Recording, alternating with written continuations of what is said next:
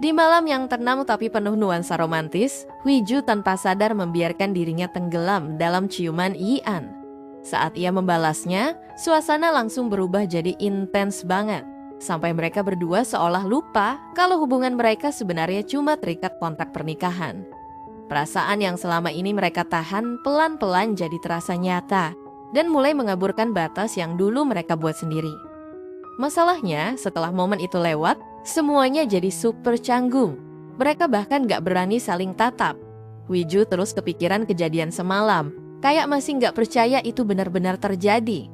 Di sisi lain, Yian juga gak kalah gelisah. Dia cuma bisa berdiri di depan kamar Huiju, diam tapi penuh rasa yang gak bisa dia ungkapin. Huiju berusaha nenangin diri, meyakinkan kalau itu cuma karena suasana. Tapi makin dia ingat gimana dia sampai jatuh ke pelukan Yian sebelum ciuman itu terjadi, makin besar rasa malunya. Bahkan saking frustasinya, dia sampai mukul kepalanya sendiri pelan. Besoknya, canggungnya masih ke bawah. Huiju jelas banget berusaha menghindar dan pura-pura fokus ke hal lain biar nggak kepikiran lagi. Sikapnya yang tiba-tiba jadi dingin bikin Yian curiga. Dia ngerasa ada yang aneh.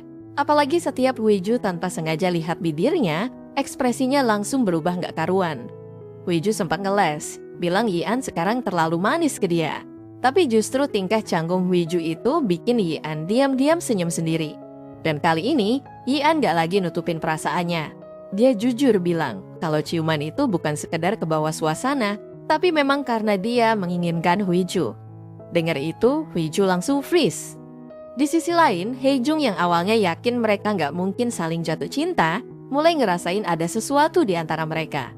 Bahkan menurutnya, vibe mereka sekarang udah kayak orang yang baru mulai pacaran. Yian juga mulai kasih kode kalau kali ini dia nggak bisa lagi nahan perasaannya setiap dekat Huiju. Ini bikin Huiju makin yakin, sampai akhirnya dia nekat nanya langsung, apa Yian benar-benar punya perasaan ke dia? Sementara itu, konflik politik makin panas.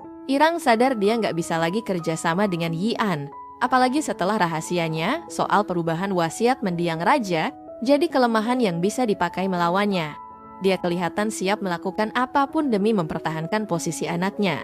Tapi di saat yang sama juga mulai ragu, apakah Yian benar-benar punya bukti? Kecurigaan juga muncul soal kebakaran misterius di masa lalu. Dan dengan Huiju yang sekarang jadi titik lemah Yian, posisinya jadi rawan banget.